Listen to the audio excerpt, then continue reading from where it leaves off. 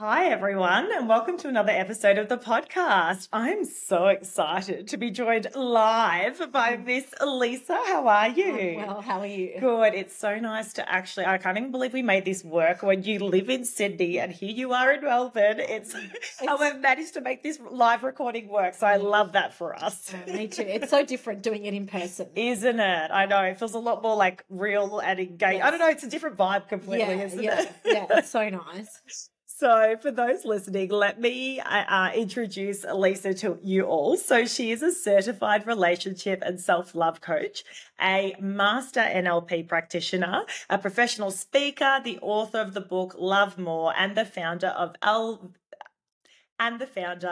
LFW Life Coaching. So you are very well versed for this relationship conversation that we're about to have today. Thank you. I'm so excited. So what we're going to do today is, and I feel like I'm going to need to get you on again because we had so many hot questions that came through from our audience around the relationship style. Questions.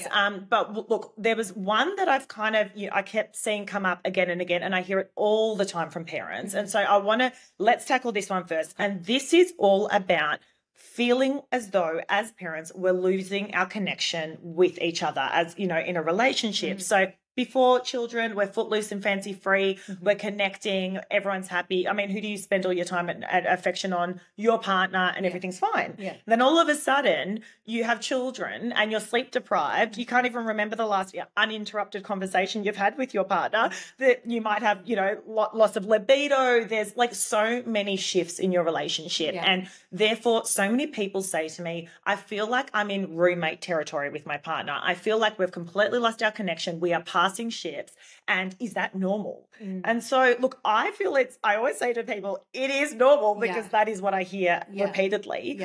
You work with clients all the time. Tell us, is it normal? I do hear it a lot. So I do think it is a part of life, and it's something that a lot of people just naturally fall into. In saying that, I do think the more conscious you are around not being like that, the less likely you're going to be like that. So it is about changing the way you are interacting with your partner, the way you are doing things that can make that part of your life not as hard. Yes. And, I think about some of the recommendations I give people or, what other people tell me that they're doing that tends to work. And we're thinking about things like date nights, time together. And it doesn't have to be a date night. It could be a date day or whatever it is, but that more intimate time together. It's the intimate, deliberate acts of affection. It's sort of just being more conscious about things. But sometimes I think some people say, look, I'm trying, but my partner, maybe they're not receiving it, or I don't know, like it can sometimes feel like there's a bit of a disconnect there. And I often feel as though I'm hearing from people that it's like, oh, maybe it's the relationship that's the problematic. Yes. Do you think there's another side to this? I do. I think it's that people aren't working on their relationship with themselves.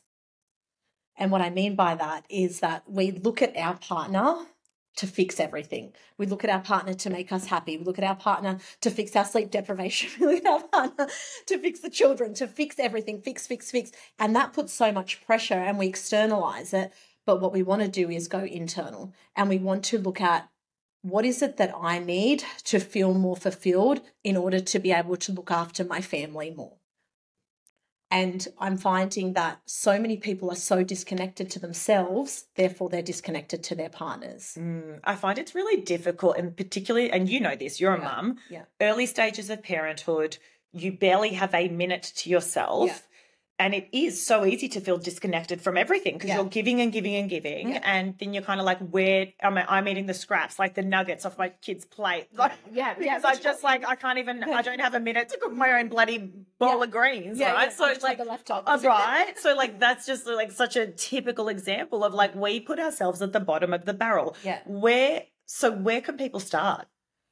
I think finding 5 minutes a day. When I talk to people about self-love, they just think it's got to be something so big and grand. But I'm like, give yourself 5 minutes. Instead of picking up your phone to scroll on Instagram, what you want to do is pick up a journal or just go outside and do some groundwork. Put your feet on the ground, just feel the air, be one with the universe, And something so small like that, and you're focusing on your breathing, can come such a long way, because then you can start to incorporate bigger things like, going for a massage when you have a bit more time. So starting really basic. So 5 minutes a day. It could just be picking up a journal, picking up a book, taking that little bit longer in the shower, which I know is such a privilege.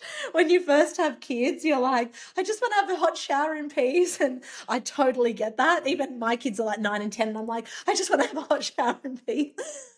But I guess it's like, I know that I can spare 5 minutes, and instead of doing those dishes, or instead of doing something for somebody, or being on Instagram or being on TikTok, I will just pick up a pen and paper, and I'm just going to write down how I feel in that moment. Yeah.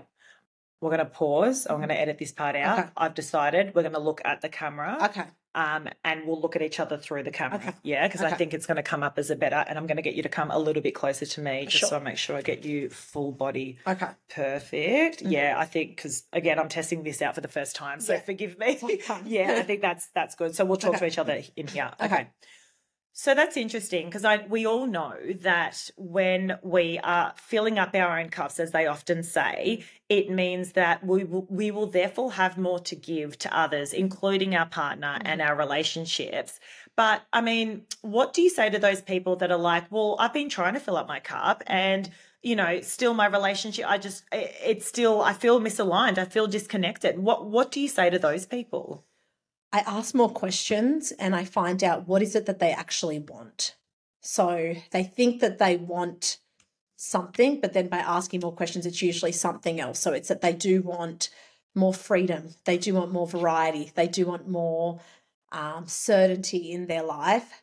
But because they don't know how to ask for those things, and they don't even know that that's what they want, that's what's hard to then communicate that to their partners.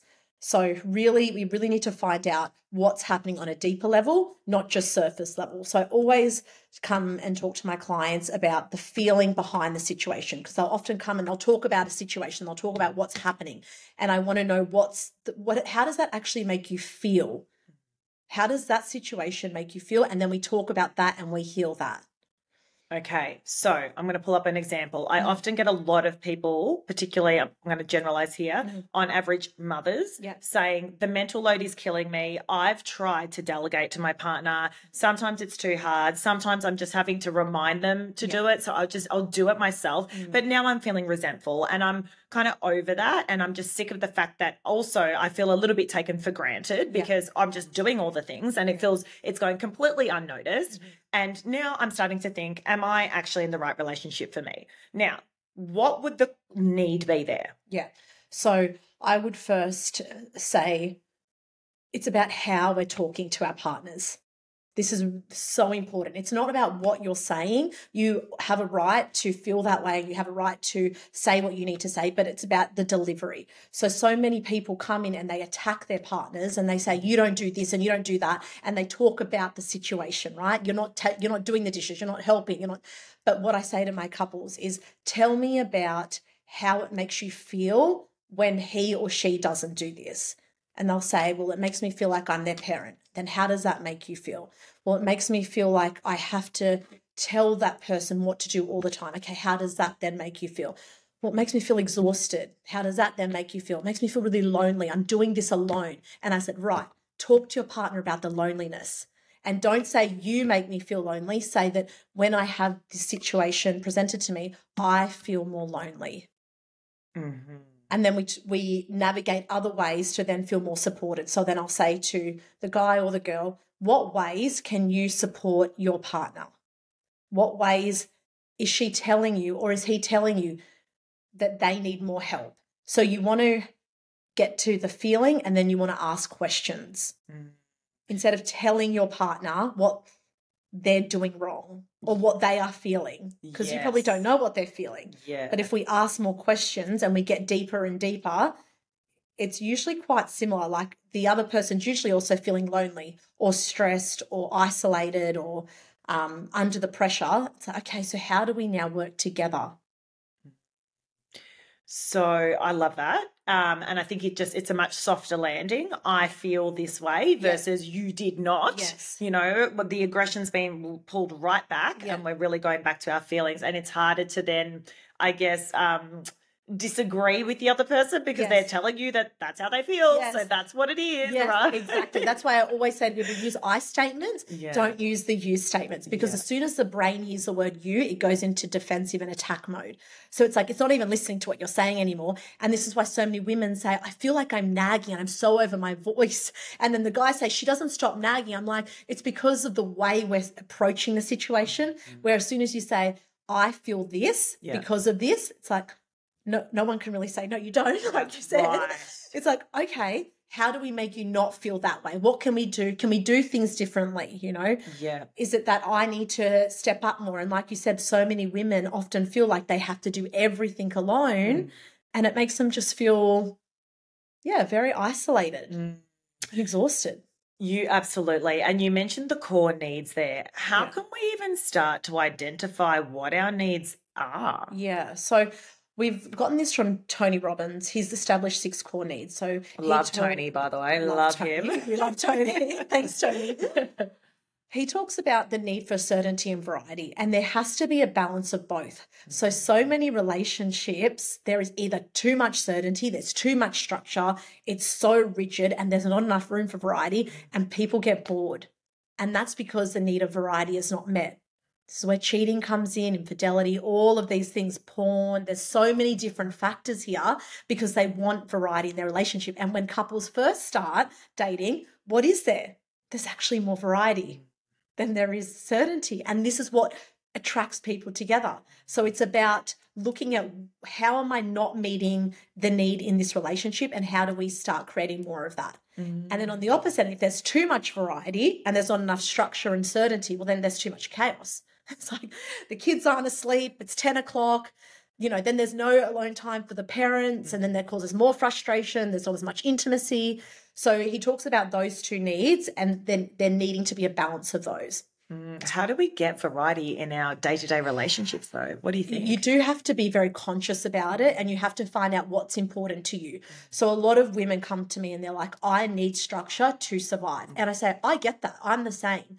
But too much of it, it just becomes frustrating. Like, you think you want it all the time, but then you're also annoyed. So it's like, okay, well, what do you like doing? And a lot of women will say, I like to just go out dancing, or I like going for a walk, or I like going to Pilates, or I just want to sit and watch trash TV for half an hour. And it's like, whatever your variety is, it's about incorporating that into your life.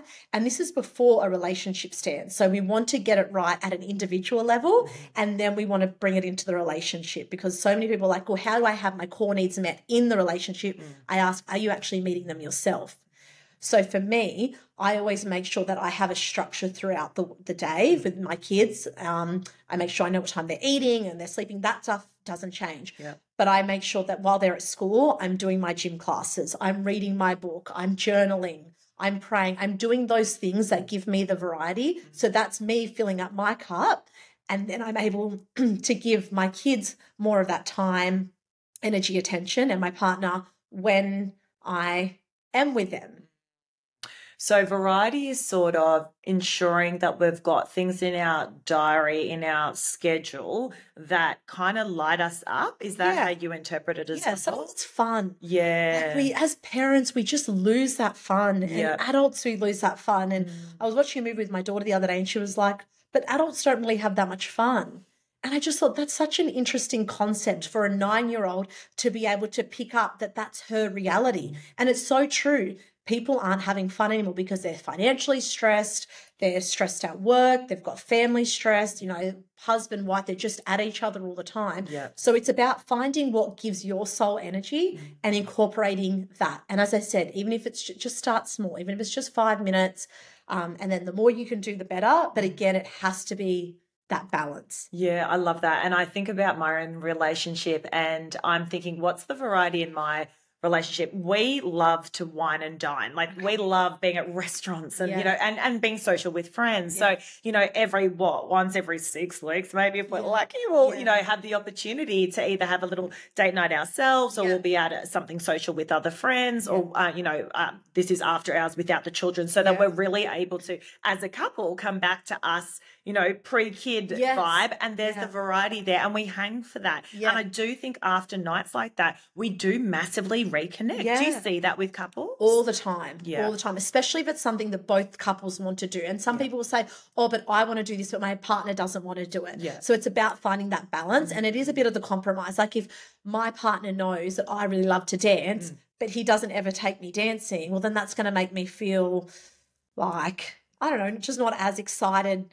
And yeah, it won't give me what I want to feel, but it doesn't mean that I need to go dancing or I expect him to take me dancing every weekend. Yeah. It's like, okay, you might not love it, but the fact that you're saying let's do it once every 2 months, that's all I need. Yes. You know? Yeah. So it is just that. It really is just about listening to what it is that your partner wants, Yeah. incorporating that in, but it has to be a conscious choice. Yeah. And I think about my husband is so not a dancer and I'm so a dancer. Like I freaking love it. A little shimmy every now and then, so because in our 20s, that's what we did all the time. And now, like often if we are going dancing, it's after a dinner that we've had with friends. Yes. And then often a lot of the, I'm stereotyping, but often in my friendship group, a lot of the girls like, oh, I want to go for a dance. We might go to a little bar down around the corner, have a little bit of a shimmy for an hour, and then we go home. Yes. But at least I've ticked that box, and then everyone else is happy because they've had, so I get where you're coming from. I'd love to know as well. So you touched on the initial core need, that variety versus the structure. Yeah. What else do we have?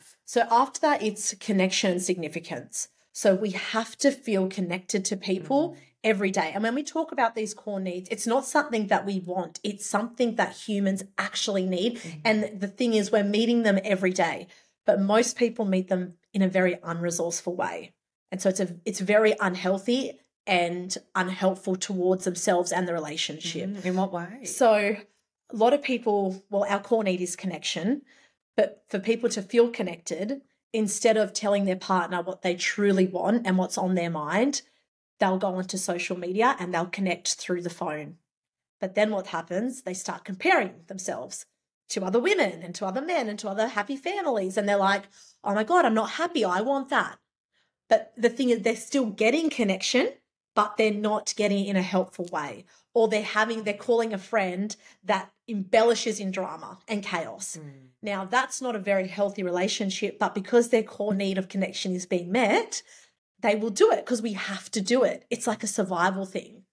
It's really interesting. Wow, I never thought about that. Or like how many times you're looking in your phone. And like you're right, it is our way to connect. It is, yeah. What we're wanting to do, because so many people are like, I have an addiction to my phone. Yeah. And I'm like, again, that's the situation. How does it make you feel? And I ask lots of questions and I'm like, what you're wanting is to connect with your partner, with your friends, with your family.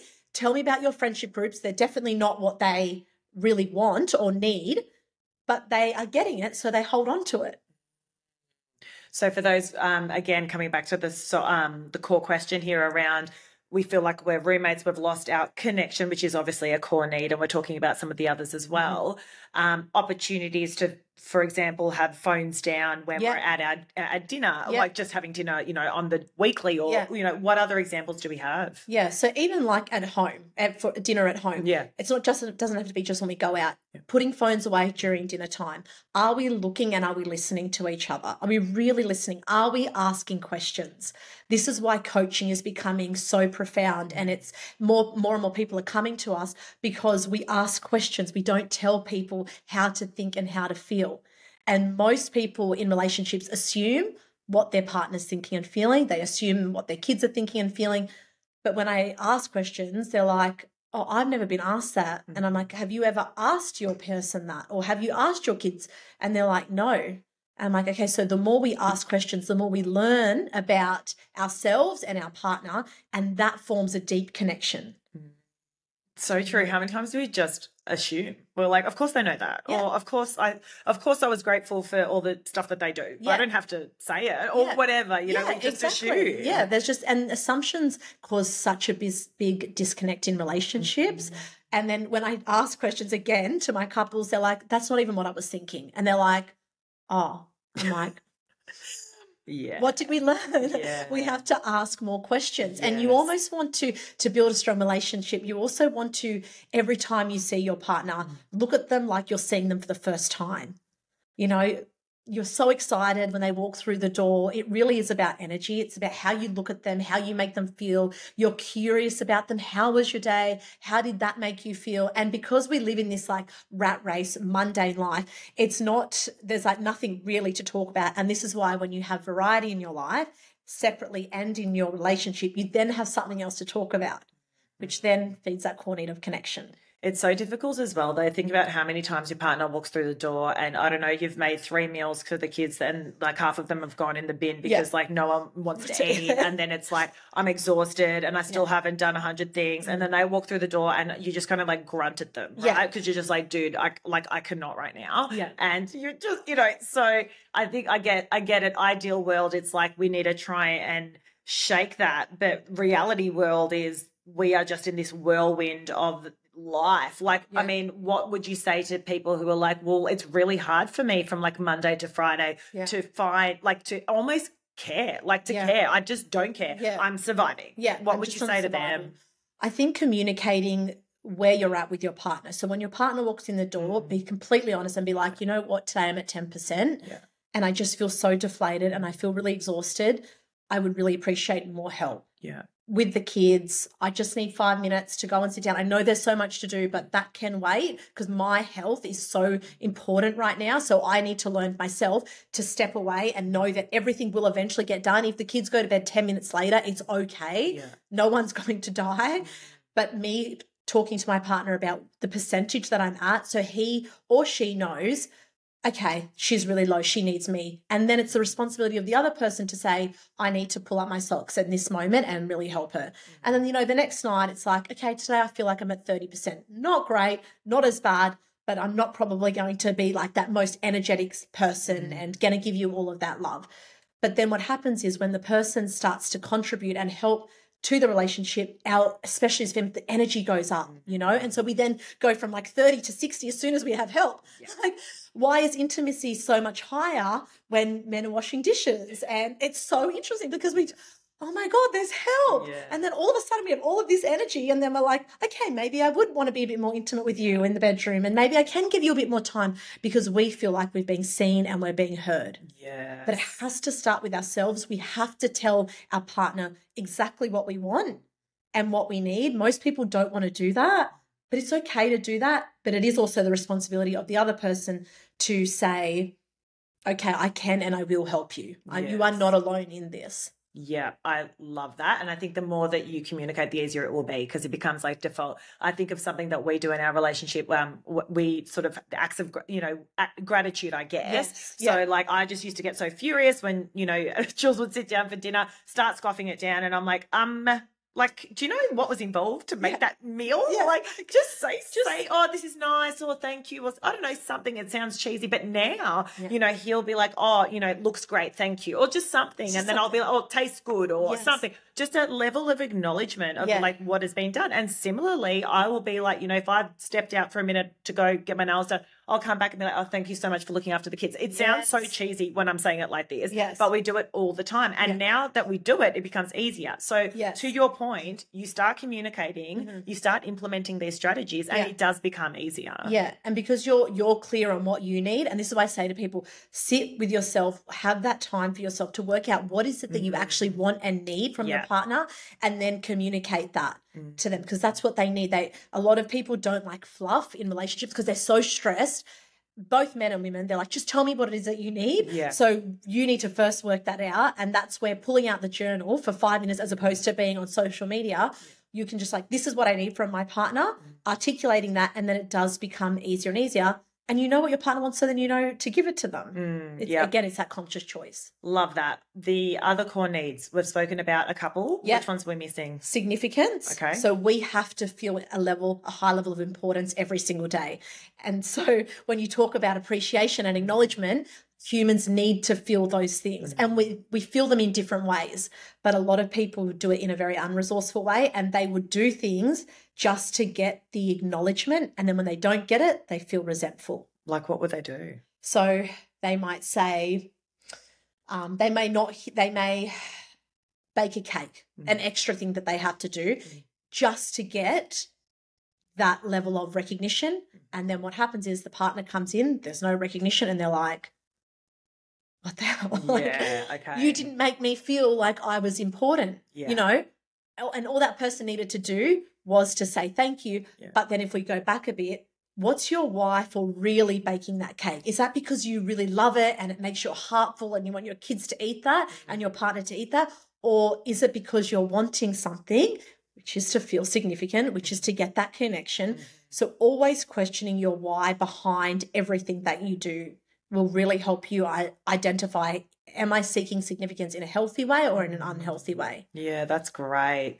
Have we covered? Yeah, and then the last two are growth and contribution. Okay. So that's when we can really give outside of even our immediate family. Providing and serving our immediate family does come into that. But the more that we work on ourselves and we know ourselves and the more we meet those 4 core needs and we excel at those, the more we can then start to grow and contribute to the greater society and be of service, which in my opinion is really our reason for existence. You know, is to serve, is to give back. Yes. Regardless of whatever field you're in. That's really what I believe that we're here to do. Yeah, I love that. And it could be, you know, if you're involved in, you know, a school community, you know, a leadership group at school, or it could be, you know, if you're like us, you know, we've got different businesses that are oriented around sort of giving back as far as like podcast or, you know, coaching or whatever. But even if you're someone that just, you know, stay-at-home parent, or even if you have a job, there's aspects of your life where I'm sure you can sort of step out for yourself when you, as I was going to say, step out of yourself when you have the opportunity. And mind you, I think as people with young children, it's very difficult. But as things progress, it does, you have a little bit more bandwidth. And I agree, like as soon as you help, or it might even just be helping a neighbor, or I don't know, doing something within your own little community, whatever that looks like, you feel better as a person. It's almost like a selfless act. Yes, exactly right. And so many people, like you said, especially with young kids, them giving to their kids at that stage of their life, that is part of growing and contributing. And that's also okay. And I think a lot of women, especially women who stay at home, they have this pressure. They're like, I should be doing more, or society says I have to work. But a lot of women just like to be at home, and that's also okay. So they are still growing and contributing, but as long as they're also looking after themselves. Yes. So the more you get the 4 core needs right, the first 4, and you have a really healthy relationship with all those, the more you are able to give back. It's really hard to give when you're not looking after yourself first. Yes. Can we just recap on those first four core needs? So certainty, variety, connection, significance, and growth and contribution. Yeah, I love that. I think that is amazing, and so much for us to all think about. And you know, it's amazing. I mean, we always talk about fill up your own cup first, but now we can probably more actively after this conversation be thinking about, you know, all right, well, what are my needs, and where can I start with all of this? And then therefore, what would my relationship look like once I've better communicated those? Yeah. I feel like a big missing piece here, which I need to pick your brain about, are love languages. So I think that's also obviously all contributes to a really sort of healthy relationship. So I'm going to get you back on the pod so we can talk about that next time. Amazing. But thank you so much, Lisa, for your time today. And I'll drop your Insta handle in the show notes as well so people can find you. Okay, I'll catch you much for having me. No worries. Bye. Awesome. How was that? That was perfect. Thank you.